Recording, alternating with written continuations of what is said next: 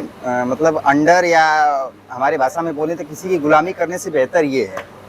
आप यहाँ के मालिक भी हैं, आप यहाँ ऐसा वहाँ पे गलत जानकारी नहीं दी गई कि आप जो है जून, जुलाई और अगस्त के महीने में डेयरी शुरू करिए, जहाँ की सबसे ज़्यादा गर्मी होती है, 42-45 टेम्परेचर होता है जी। लेकिन सर एक अंदर जुनून था, शौक था, या जो भी आप कह लें, मैंने जून में ही शुरू किया। आप जो है गाय का लेग स्कोर चेक करिए, ऑर्डर स्कोर चेक करिए, उसका मिल्क वैन देखिए, उसका ये जो मोटी वाली मिल्क वैन होती है इसको चेक करिए। ट्रेनिंग सेशन में एक ग्रुप बनाया जाता है। हम लोग 13 अप्रैल बैच नंबर 13 में ट्रेनिंग लिए हैं। आज से लगभग 1 से 1.5 साल थोड़ा फीड डालिए, थोड़ा हरा चारा, थोड़ा सूखा चारा। अच्छा, नहलाने के बाद इसको कुछ न कुछ खाने के लिए, जब इसका शरीर ठंडा होगा आराम से जुगाली भी करेगी, आराम से फीड भी। अभी मेरे को 25 लीटर दूध दे रही है। ये 25 लीटर अभी जी, कितना दिन हो गया इसको आए हुए? इसको आए जून के गर्मी में भी मेरे पास 60 लीटर दूध हो रहा है। 3 गाय से एवरेज 60 लीटर। साथियों नमस्कार, मैं जितेंद्र तिवारी और हम आज गाजीपुर जिले में हैं और एक युवा पशुपालक के यहाँ आए हुए हैं जो कि लगभग 1 महीने पहले 3 गायों से डेयरी फार्म की शुरुआत की है।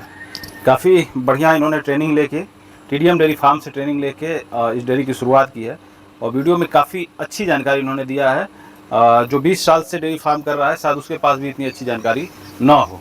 तो आइए हम जानते हैं कैसे इन्होंने इस जर्नी की शुरुआत की है और अभी 3 गायों से कितना दूध का उत्पादन हो रहा है, क्या रेट में दूध जा रहा है और दूध कहाँ जा रहा है।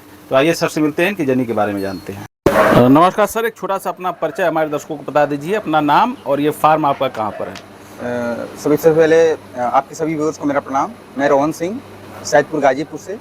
ये मेरा छोटा सा डेयरी फार्म है जी, जो कि मैंने अभी लगभग 1 महीने पहले शुरू किया है। मात्र 1 महीने पहले आपने इस डेयरी फार्म की शुरुआत की है जी, 3 गायों से। जी। शिक्षा दीक्षा के बारे में थोड़ा हमारा दर्शक जानना चाहेंगे। मैं 12th तक मैंने पढ़ाई की, उसके बाद मैंने पढ़ाई पे फोकस करके और मैंने अपने खुद के धंधे और खुद के बिजनेस। मतलब क्या पढ़ाई बंद कर दिए? जी, मैंने लगभग एक तरह से कॉलेज ड्रॉप ही किया है। जी, जैसे कहा जाता है कि शिक्षा व्यर्थ नहीं जाती है जी, तो प्राइवेट में भी कर सकते हैं, घर पे तैयारी करके जाके एग्जाम दे। किसी के मतलब अंडर या हमारे भाषा में बोले तो किसी की गुलामी करने से बेहतर ये है। आप यहाँ के मालिक भी हैं, आप यहाँ के नौकर भी हैं, आप अपने मन के मालिक हैं। जी हाँ। तो हम देख रहे हैं कि 3 गाय आप लाए हैं। जी बिल्कुल। 3 गाय के पहले जब इस डेयरी फार्म आपने स्टार्ट किया जी, तो कहीं से ट्रेनिंग वगैरह लिया? सर मैं टीडीएम डेयरी फार्म चिंतामणि चक मोकामा बिहार जी से मैंने ट्रेनिंग लिया है। टीडीएम डेयरी फार्म कुमार संभव सिर के द्वारा मैं वहाँ से ट्रेनिंग लिया हूँ। टीडीएम डेयरी फार्म से आपने ट्रेनिंग लेकर के अपने फार्म की शुरुआत की। कितने दिन की ट्रेनिंग हुई थी? सर मैंने 1 दिवसीय ट्रेनिंग सेशन वहाँ लगभग हर महीने ही चलता है जी। आप वहाँ पे जाइए, आराम से ट्रेनिंग लीजिए। 1 दिन में आपको जो उनको नॉलेज है या लोगों के द्वारा या जिसके द्वारा या उनके द्वारा जो भी उनके पास नॉलेज है वो आपके दिमाग में भर दिया जाएगा। तो मुख्य रूप से क्या क्या चीज़ें वहाँ बताई जाती हैं? मुख्य रूप से सर ब्रीडिंग कैसे करना है जी, गायों की फीडिंग कैसे करना है, मैनेजमेंट क्या होना चाहिए, कौन सी गाय को कितना फीड देना है, कितना हरा चारा, कितना ड्राई मैटर, कितना ग्रीन पाउडर, वो सब आपको बताया जाएगा। किस ब्रीड पे कौन से बुल में, जैसे मान लिया आपके पास एक नॉर्मल गाय है, मैंने इसमें स्पाइक लगाया, ब्रूट लगाया एबीएस कंपनी का, अब उसके बाद बछड़ी आ गई, आप बछड़ी में कौन सा सीमन लगाएंगे उसके ऊपर आपको बताया जाएगा। आपको लेग स्कोर अच्छा चाहिए, आपको ऑर्डर स्कोर अच्छा चाहिए, आपको बीसीएस अच्छा चाहिए, आपको प्रोडक्शन लाइफ अच्छा चाहिए, कंसेप्शन रेट अच्छा चाहिए, तो कौन सा बुल किस लायक है वो सब आपको बताया जाएगा। ब्रीडिंग सबसे, अगर ब्रीडिंग जिसको सीखना है अच्छे तरीके से, क्योंकि बिना ब्रीडिंग के आप डेयरी सक्सेस नहीं कर सकते हैं जब तक आपके पास बछड़ी तैयार नहीं होगी जी जी। ब्रीडिंग के पर्पस यहाँ वहाँ ये नहीं बताया गया कि अभी जो है डेयरी फार्म शुरू कर रहे हैं तो कहीं ना कहीं ये घातक हो सकता है आपके लिए? नहीं, ऐसा कोई बात, क्योंकि ठंडी के मौसम में लोग ज़्यादातर लोग शुरू करते हैं। ऐसा वहाँ पे गलत जानकारी नहीं दी गई कि आप जो है जून, जुलाई और अगस्त के महीने में डेयरी शुरू करिए, जहाँ की सबसे ज़्यादा गर्मी होती है, 42-45 टेम्परेचर होता है जी। लेकिन सर एक अंदर जुनून था, शौक था, या जो भी आप कह लें, मैंने जून में ही शुरू किया। मुझे कोई भी दिक्कत परेशानी नहीं है। जिसके पास नॉलेज होगा, जो अच्छे फार्म से ट्रेनिंग लिया होगा, वो कभी फेल नहीं होगा। अच्छा, बड़ा प्यारा सेट आप छोटा सा बनाए हैं जी। तो क्या पहले से ही प्लानिंग करी थी कि 3 ही गाय रखनी है हमें? जी बिल्कुल, हर चीज़ की प्लानिंग थी। क्या लंबाई चौड़ाई है इसकी? सर ये लगभग 21 फुट लंबा है और ये 9 फीट चौड़ा है। 9 फीट चौड़ाई है, 21 फुट लंबाई है जी। तो एक गाय के लिए लगभग 7 फीट का जगह आपने जी दिया है जी। और सामने जो है फर्श भी बढ़िया बनवा दिए हैं, सामने ड्रम का आपने जो है कि नाद बनवा के जी जी शुरुआत किया है। साफ सफाई में थोड़ा मतलब आसानी होती है। ड्रम वाला विकल्प कहाँ से मन में आया, कहाँ देखे थे कि ड्रम में भी खिलाया जा सकता है? सर ड्रम में जैसे मैंने मेरे एक मित्र या भाई बोल लीजिए, हमारे लगभग यहाँ से 1 किलोमीटर की दूरी पर हैं, अभिषेक पांडे जी। जी। वो बहुत हमको सजेशन दिए और उनके द्वारा भी बहुत सारी नॉलेज मिली, क्योंकि उनका फार्म भी लगभग 2-2.5-3 साल से चल रहा है। जी, और जी। बहुत ज़्यादा ग्रो कर चुके हैं वो। अभी जी। तो हम लोग शुरुआत में हैं, वो अब 2.5 साल आगे निकल चुके हैं। उनसे भी बहुत नॉलेज मिली। वहीं पे मैंने ड्रम वाला सिस्टम देखा, क्योंकि आप आसानी से इसमें खिला सकते हैं, आसानी से साफ सफाई रख सकते हैं। और हमारे यहाँ जो बोला जाता है चरनी या नाद या खुरली जो बोल लीजिए, उसमें सर आपका थोड़ा इन्वेस्टमेंट भी अच्छा मतलब ज़्यादा ही चला जाता है, और प्लस साफ सफाई वगैरह और उतना बजट प्रॉब्लम। अच्छा, इस तरह का सेट बनवाने में और ये फर्श बनवाने में लगभग कितना खर्च किया होंगे आप? लगभग सर मैंने अगर टोटल जोड़ा जाए, पंखा, फॉगर, कूलर, हर चीज़, मैट और नाद से ऊपर टीन वगैरह सेट से हर चीज़ लेके लगभग मैंने 1.5 से 2 लाख रुपए खर्चा किया है।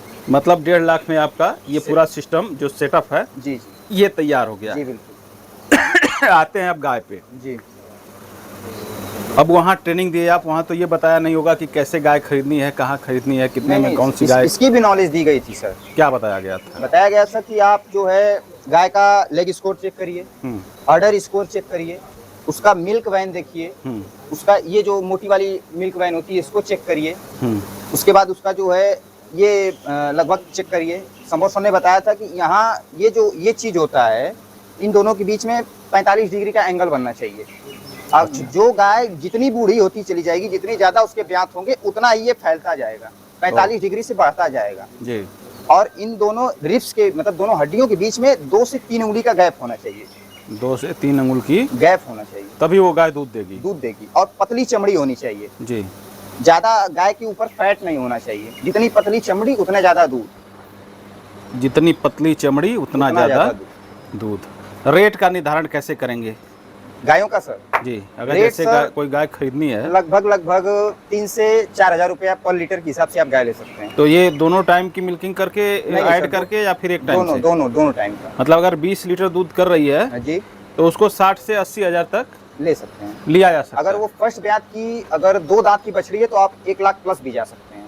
2 दांत की है जी, तो? अगर 20 लीटर प्लस दे रही है और अभी या तो हम लोगों के यहाँ खीरी बोलते हैं जिसका दांत भी नहीं टूटा है, तो आप 1 लाख प्लस भी दे सकते हैं। लेकिन अगर वो दूसरे और तीसरे ब्यात में है, तब अगर 80 और 85 हजार से अधिक आप मूल्य जो है उनको दे रहे हैं विक्रेता को, तब आप समझ लीजिए कि ज्यादा पैसा दे रहे हैं। जैसे जो नया होता है, जो नया लड़का डेयरी फार्म शुरू कर रहा है, जो हमारे युवा साथी हैं, कहीं ना कहीं गाय खरीदते समय ठग जाते हैं जी, कहीं ना कहीं रेट में फंस जाते हैं, गाय के सिलेक्शन में फंस जाते हैं। वहाँ बताया जाता है कि इतना दूध है, उसके यहाँ जाने के बाद उतना दूध नहीं दे पाती है। तो इस तरह की समस्याएं आपके साथ हुई? नहीं सर, ऐसा कुछ नहीं है। जो आदमी प्रॉपर ट्रेनिंग लिया है, प्रॉपर उसको नॉलेज है, वो इस धंधे में कभी फेल नहीं हो सकता है जी। आप YouTube देखकर और दूसरों को देखकर आप डेयरी फार्म की शुरुआत करेंगे तो निश्चित आप फेल होंगे। आपके पास ट्रेनिंग नहीं है, आपके पीछे जैसे हम लोग TDM डेयरी फार्म पे ट्रेनिंग लिए, तो हम लोगों का हर ट्रेनिंग सेशन में एक ग्रुप बनाया जाता है। हम लोग 13 अप्रैल बैच नंबर 13 में ट्रेनिंग लिए हैं, आज से लगभग 1 से 1.5 साल पहले जी। वहाँ पे हम लोग का ग्रुप बनाया। कोई भी आपकी समस्या है ग्रुप में लिख के डालिए, शाम तक संभव सर के द्वारा आपको रिप्लाई मिलेगा। मतलब अगर फार्म पे कोई भी समस्या हो तो शाम को जो है कि उसका रिप्लाई आपको जरूर मिलेगा। निदान वो बता देते हैं कि ये करिए। थोड़ा सा इस गाय के बारे में बताइए, जो गाय लेके आए हैं। ये सर हमको गाय पड़ी है 1,20 में, 1,20,000 में। ये दोनों गाय का मैंने पियर लगभग 2,40 में लिया है। अब भाड़ा वगैरह सब लेकर 2.5 लाख में दोनों गाय पड़ी हैं। मतलब यहाँ आके 1.25 लाख की पड़ गई। जी बिल्कुल। ब्यात कौन सा है इन दोनों? ये सर फर्स्ट टाइमर है जी, वो सेकंड टाइमर है। ये फर्स्ट टाइमर है, ये सेकंड टाइमर जी।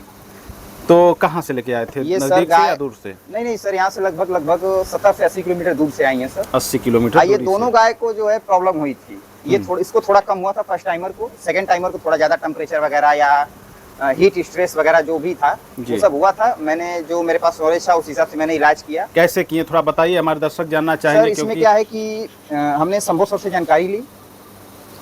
इससे पहले इसको फीवर था, उसके बाद उसमें जो है इंजेक्शन से लेकर बॉटल वगैरह हर एक चीज इन गायों को लगा, ड्रिप वगैरह सब कुछ लगा। उसके बाद भी हमको अच्छा रिजल्ट नहीं मिला। फिर मैंने लास्ट में एकदम जो बोलते हैं ना थक हार के मैंने संभव सर से बात की।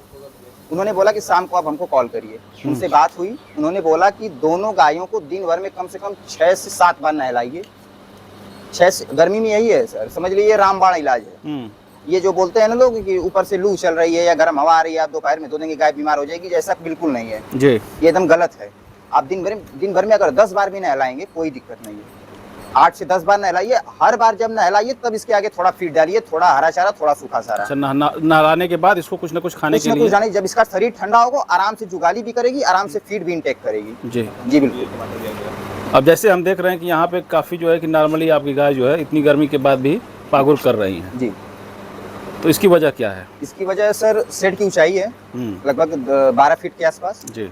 ऊपर सर फैन लगे हुए हैं 2-2 जी। उसके बाद फॉगर लगा है, फॉगर के बाद उधर कूलर लगा है, इधर भी खुला, इधर भी खुला, इधर भी खुला, प्लस इधर भी खुला है। जो भी गर्म हवा होती है वो हमेशा ऊपर की ओर उठती है, तो गर्म हवा को निकलने के लिए बहुत अच्छा स्पेस है।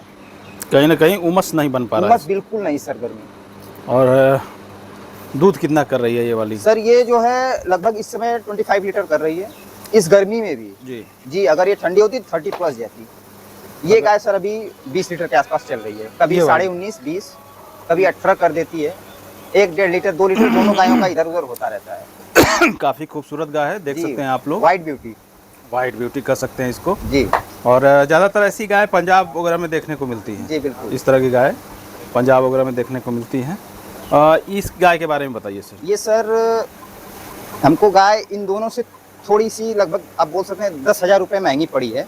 10,000 जी बिल्कुल। लेकिन साइज और वेट में भी हमको लग रहा है कि ज्यादा बहुत बड़ी है सर। ये लगभग आप ये देखिए ना, ये मेरे कंधे तक आ रही है और ये गाय जो है अभी मेरे को 25 लीटर दूध दे रही है। ये 25 लीटर अभी जी, कितना दिन हो गया इसको आए हुए? इसको आए हुए मेरे यहाँ लगभग समथिंग 4 से 5 दिन हुआ है।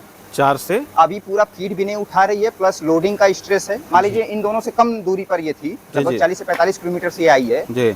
और इसके साथ में बछड़ी भी है जी। ये गाय जो है अभी हमको 22 से 25 लीटर दूध दे रही है इतनी गर्मी में, जबकि पूरा प्रॉपर फीड भी नहीं उठा रही है, प्रॉपर जुगाली भी नहीं कर रही है, थोड़ा हीट स्ट्रेस में भी है, उसके बावजूद ये दूध दे रही है।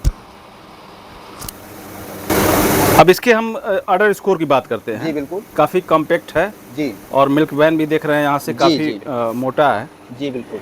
तो इसको कहाँ से लिए हैं, कैसे इस गाय तक सर? ये गाय आई है चंदौली से जी, आप ही के माध्यम से जी। और ये गाय जो है बहुत अच्छी है जी। इसमें मैं अभी इन दोनों गायों को लाया था, फिलहाल इससे लगभग दुगनी दूरी से ये सब आई है। इनमें थोड़ा हमको प्रॉब्लम समझ में आया है, लेकिन इस गाय में कोई प्रॉब्लम नहीं है। आराम से जिस दिन आई उसी दिन बिना कुछ खाए पिए सुबह लगभग थोड़ा बहुत खा पीकर इसने सुबह जो 12 लीटर दूध दिया है। 12 लीटर यानी देखा जाए तो 24 लीटर दूध दिया। अगर ठंड का मौसम होता तो आपके हिसाब से कितना दूध करता? 30 प्लस 30 प्लस करती। बिल्कुल। दुहाई वगैरह कैसा है, आराम से कर लेते हैं? बिल्कुल मोटा धार। आज से अभी फिलहाल में 3 गायों में मशीन में मैंने पैसा इन्वेस्ट नहीं किया, लेकिन जिस दिन मेरे पास लगभग 5 प्लस एनिमल होंगे, 5 से अधिक, तो वहाँ पर मैं मिल्किंग मशीन का सहारा लूंगा। मतलब जैसे ही जानवर आपके बढ़ेंगे तो फिर कहीं ना कहीं मशीन पे आना पड़ेगा आपको जी। बिल्कुल। दूध निकालने वाली जी।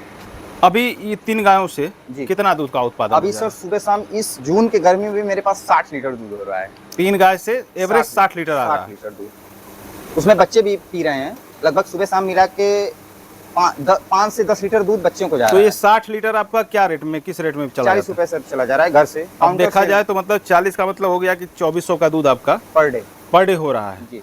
अब लागत की बात कर लेते हैं, कितना इनको खिला दे रहे हैं आप? खिलाने में सर लगभग इनको जो है 50% गर्मी है। 1200 आराम से, मतलब 400 रुपये एक गाय खा रही है आराम से। तो 1200 रुपये आप जो है खिला रहे हैं, 1200 रुपये बचा ले रहे हैं। महीने का देखा जाए तो 36,000 आराम से। और साथ में बच्चियाँ भी तैयार कर रहे हैं जी। बिल्कुल। ये हमारी स्पाइक की बच्चियाँ है। इसका रिकॉर्ड था, अगर रिकॉर्ड वाली काऊ आप कहीं अदर स्टेट या बाहर से खरीदेंगे जी, उसका लगभग 10,000 रुपए एक्स्ट्रा आपको देना पड़ेगा, 15,000 रुपए। बिल्कुल बिल्कुल। लेकिन मुझे ऐसा नहीं देना पड़ा। अब थोड़ा सा फीडिंग के बारे में बताइए अपने जानवरों की, क्या खिलाते हैं, कैसे खिलाते हैं अभी और कितनी मात्रा में खिलाते हैं? ये दोनों, ये वाली और इन दोनों को लगभग बच्चा दिए हुए 20-20 दिन से